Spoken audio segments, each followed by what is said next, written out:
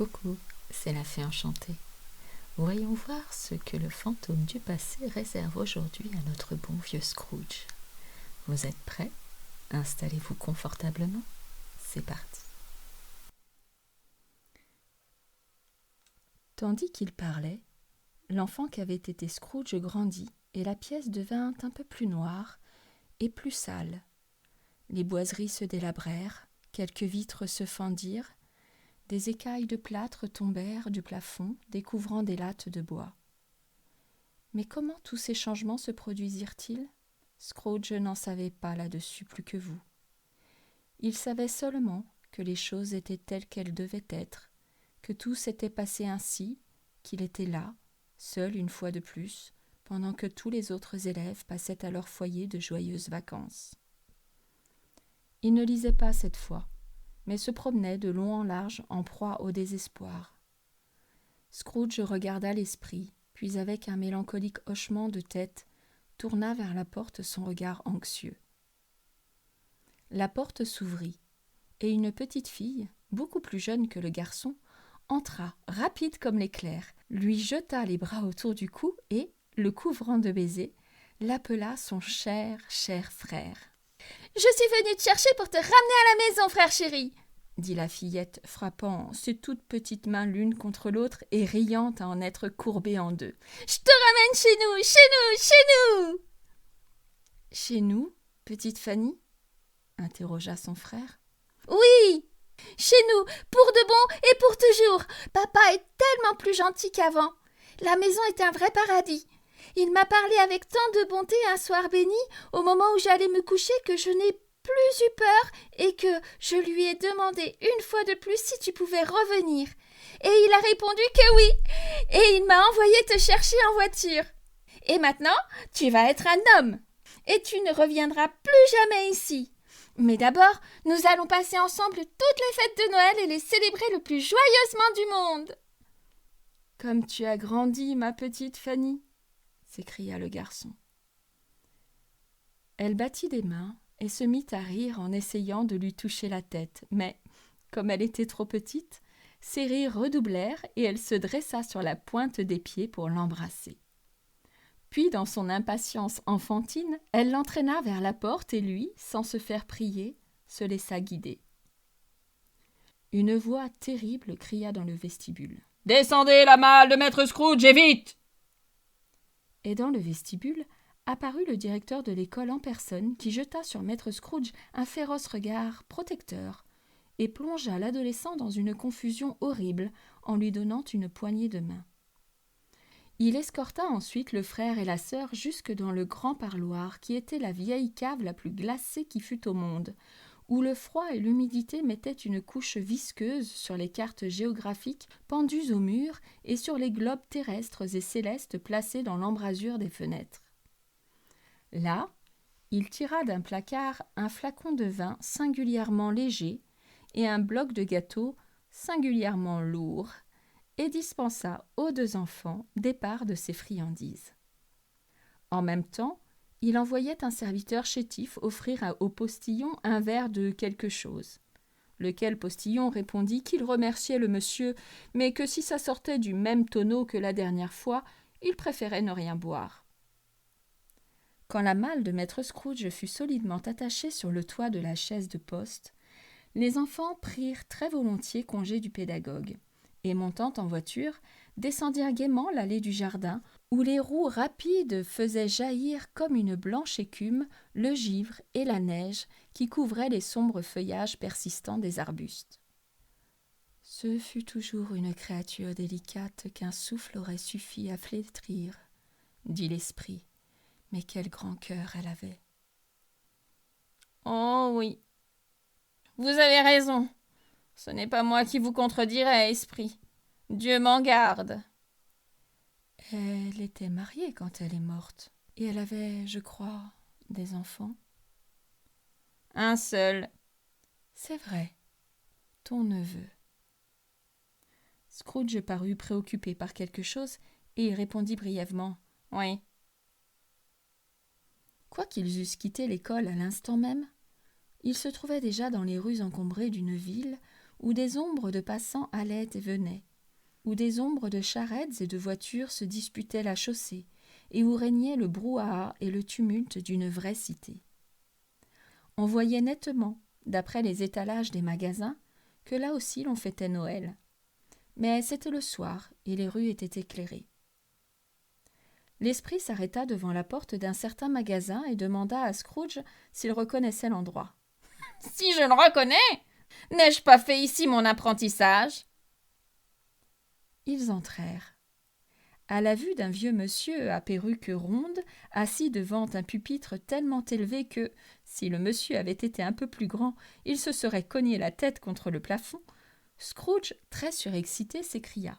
« Mais c'est le vieux Fezziwig ! Oh, Dieu le bénisse, le vieux Fezziwig ressuscité !» Le vieux Fezziwig posa sa plume et regarda la pendule qui marquait 7 heures. Il se frotta les mains, rajusta son vaste gilet en riant de toute sa personne depuis les chaussures jusqu'au sommet de la tête, où se trouve le siège de la bénévolence, et appela d'une bonne voix sonore, onctueuse, généreuse et joviale. « Hé là, oh, Ebenezer, Dick !» Le Scrooge d'autrefois, devenu un jeune homme, entra d'un pas leste, accompagné de son camarade d'apprentissage. « Et lui, c'est Dick Wilkins, je ne me trompe pas. Mon Dieu, oui, c'est lui-même. Il avait beaucoup d'amitié pour moi, Dick. Pauvre Dick. »« Allons, mes garçons, » dit Fezziwig. « Assez travaillé pour aujourd'hui. Veille de Noël, Ebenezer, que les volets soient en place, avant que j'aie le temps de dire ouf !» Vous ne croiriez jamais à quelle allure les 2 gaillards lui obéirent. Ils se précipitèrent dans la rue avec les volets. 1, 2, 3, les mirent en place. 4, 5, 6, fixèrent les barres et les clavettes. 7, 8, 9, et ils étaient de retour avant que vous ayez compté jusqu'à 12, haletant comme des chevaux de course. « Ohé !» cria le vieux Fezziwig, dégringolant du haut de son grand tabouret avec une agilité merveilleuse. « Débarrassez tout, les gars, et faites-nous beaucoup de place libre. Vas-y, Dick, de l'entrain, Ebenezer !» Débarrasser. Il n'y avait rien qu'il n'eusse voulu ou pu débarrasser sous l'œil du vieux Fezziwig. Cela se fit en un tour de main. Tout ce qui était transportable fut déménagé, comme si cela disparaissait à tout jamais de la vie publique. Le sol fut balayé et arrosé, les lampes fourbies et garnies, le charbon entassé sur le feu, et quand ce fut fini, l'on eût pu souhaiter salle de bal plus chaude, plus sèche, plus brillante et plus agréable par un soir d'hiver que ce magasin. Entra un violonneux avec son livre de musique. Il escalada le haut pupitre, en fit un orchestre et accorda son instrument en produisant le vacarme de 50 embarras gastriques. Entra madame Fezziwig, toute souriante et bien en chair.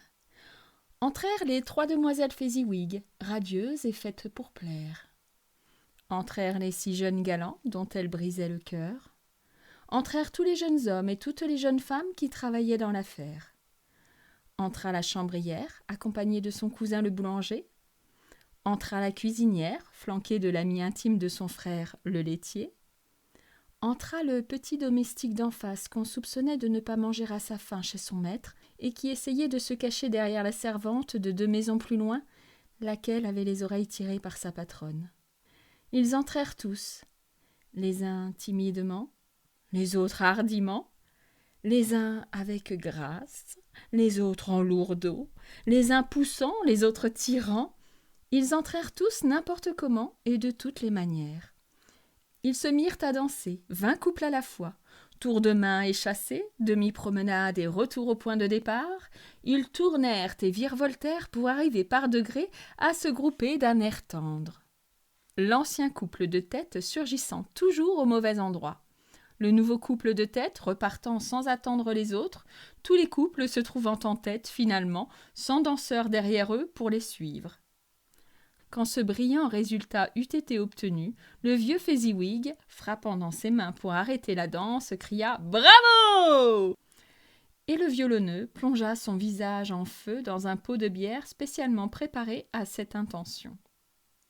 Mais lorsqu'il en émergea, dédaignant tout repos, il se remit à jouer dardard, bien qu'il n'y eût pas encore de danseur, comme si le violonneux du début avait été emporté chez lui, épuisé sur un volet, et remplacé immédiatement par un musicien flambant neuf, résolu à effacer la mémoire du premier ou à mourir. Il y eut d'autres danses, et l'on joua au gage, puis d'autres danses, et l'on servit du gâteau, et l'on servit du punch. Il y eut une grosse pièce de rôti froid et une grosse pièce de bouilli froid. Et il y eut des minces pies et de la bière en abondance. Mais le clou de la soirée, ce fut, après le rôti et le bouilli, quand le violonneux attaqua l'air de Sir Roger de Coverley. Alors, le vieux Fezziwig se leva pour conduire la danse avec Madame Fezziwig. Couple de tête, naturellement, et avec une belle besogne à abattre. 23 ou 24 couples à conduire. Des gens avec qui l'on ne plaisantait pas, qui voulaient danser et n'avaient pas du tout l'intention de marcher. Mais eussent-ils été 2 fois, que dis-je, 4 fois plus nombreux, le vieux Fezziwig aurait pu encore leur tenir tête et Madame Fezziwig aussi. Car elle était digne d'être sa partenaire dans tous les sens du mot. Si ce n'est pas un bel éloge, soufflez-moi un meilleur et je l'emploierai. Une véritable lumière semblait irradier des mollets de monsieur Fezziwig. On les voyait briller dans toutes les figures de la danse comme 2 lunes. On aurait pu prévoir, à quelque moment que ce fût, l'endroit où ils se trouveraient la seconde suivante. Et quand le vieux Fezziwig et madame Fezziwig eurent exécuté toutes les figures, les visites, les moulinets, les révérences, le tire-bouchon, enfiler les aiguilles, et chacun à sa place, Fezziwig exécuta des entrechats avec tant d'agilité qu'il avait l'air de cligner de l'œil avec ses jambes, avant de retomber sur ses pieds sans vaciller. Quand 11 heures sonnèrent à la pendule, ce bal de famille prit fin. Monsieur et madame Fezziwig allèrent se placer de chaque côté de la porte et, serrant personnellement la main des invités, hommes ou femmes, leur souhaitèrent à tous un joyeux Noël. Lorsqu'il ne resta plus que les 2 apprentis, ils en firent de même pour eux, et peu à peu, les voix joyeuses se perdirent au loin et les garçons regagnèrent leur lit, qui était sous un comptoir de l'arrière-boutique. Pendant toute cette scène, Scrooge s'était comporté comme s'il avait perdu la tête. Son cœur et son âme avaient pris part aux réjouissances avec son autre lui-même. Il reconnaissait tout, se rappelait tout, s'amusait de tout, et était en proie à la plus étrange émotion. Ce ne fut qu'à la fin, lorsque les visages joyeux de Dick et du jeune garçon qu'il avait été se furent détournés, qu'il se rappela l'esprit, et qu'il s'aperçut que celui-ci le regardait bien en face, tandis que sur sa tête le jet de lumière brillait d'une vive clarté. « Il faut bien peu de choses, dit l'esprit, pour inspirer à ces sottes gens tant de gratitude. »« Peu de choses !» L'esprit lui fit signe d'écouter les 2 apprentis qui épanchaient leur cœur en chantant les louanges de monsieur Fezziwig. Puis il ajouta : « Eh oui, peu de choses. Il n'a dépensé que quelques livres de votre monnaie terrestre, 3 ou 4 peut-être. Cela vaut-il la peine de tant le louer ? » ?»« Ce n'est pas cela !» répliqua Scrooge, échauffé par cette remarque et parlant inconsciemment comme le Scrooge d'autrefois, et non comme celui qu'il était devenu. « Ce n'est pas cela, esprit. C'est qu'il a le pouvoir de nous rendre heureux ou malheureux, de faire que notre tâche soit légère ou pesante, devienne un plaisir ou une lourde peine. Vous allez dire que ce pouvoir est fait de paroles et de regards, de choses si insignifiantes et si ténues qu'il est impossible de les grouper pour en faire le compte. Et puis après, le bonheur qu'il répand est aussi grand que s'il coûtait une fortune. » Il sentit peser sur lui le regard de l'esprit et se tut. « Qu'y a-t-il » demanda le fantôme. « Rien de particulier. »« Je crois pourtant qu'il y a quelque chose. »« Non. J'aimerais pouvoir dire un mot ou 2 à mon commis en ce moment, c'est tout. » Comme il exprimait ce regret, l'apprenti qu'il avait été éteignit les lampes et Scrooge se retrouva en plein air, l'esprit toujours à ses côtés. « Mon temps s'écoule, » dit l'esprit. « Hâtons-nous. » Cette parole ne s'adressait ni à Scrooge ni à quelqu'un qu'il pût voir, mais elle produisit un effet immédiat. un effet immédiat? Mais quel effet cela peut-il bien avoir eu sur Scrooge? Pour le savoir, je vous propose de nous retrouver demain, même heure, même endroit.